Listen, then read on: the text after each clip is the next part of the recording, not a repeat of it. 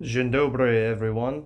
Today we're going to talk about the Polish CVC. I have one of these. I got this while I was in Poland. It's got really faded Polish camo.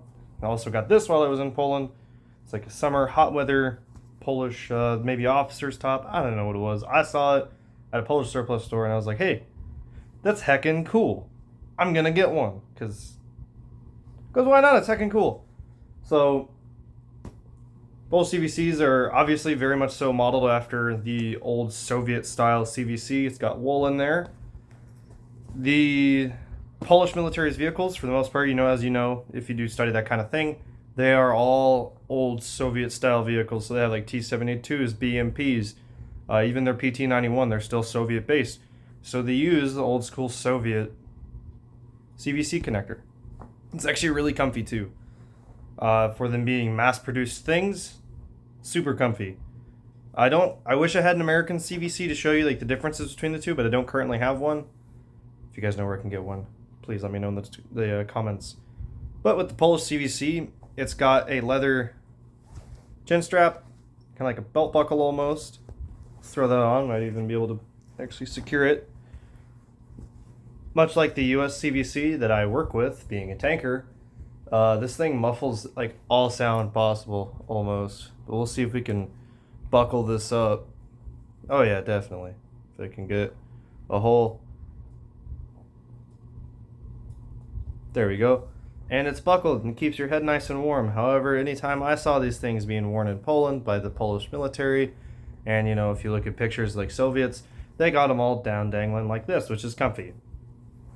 It's also how US tankers and other people who rock vehicles that require a CVC, that's also how we wear them because we don't want to be comfy. It's just comfy that way. It does have a little neck flap on the back. Unfortunately, this one 100% probably doesn't work because you got exposed wires and whatnot. Definitely doesn't work. However, it being Soviet in design, there's a small chance I wouldn't say that it works. But I don't think it would. I also don't have a way to test it. You have a strap on the top to adjust the width of the head or the helmet, very similar to the inner pieces of the US CVC. But there is no hard shell to this like the US one. This is what you get. It's a nice padded, it does its job. Definitely not something that I would want to wear in a vehicle like that because there's a lot. You got padded ribs, you got a couple on the head, on the side, you got one on the front. Got some on this side. There's a lot of really thin spots where things can get in there. Obviously, this isn't going to stop any kind of high velocity shrapnel or bullets or anything. But if you have any experience running around in the armored vehicle, you know that there's going to be times where you're just going to hit your head on stuff. Like especially if you're in the gunner's hole in the tank or whatever, and your driver just stops. You have your sight, you're going to just hit that thing. Like it's nobody's business. You're just gonna pop. I'm gonna hit it.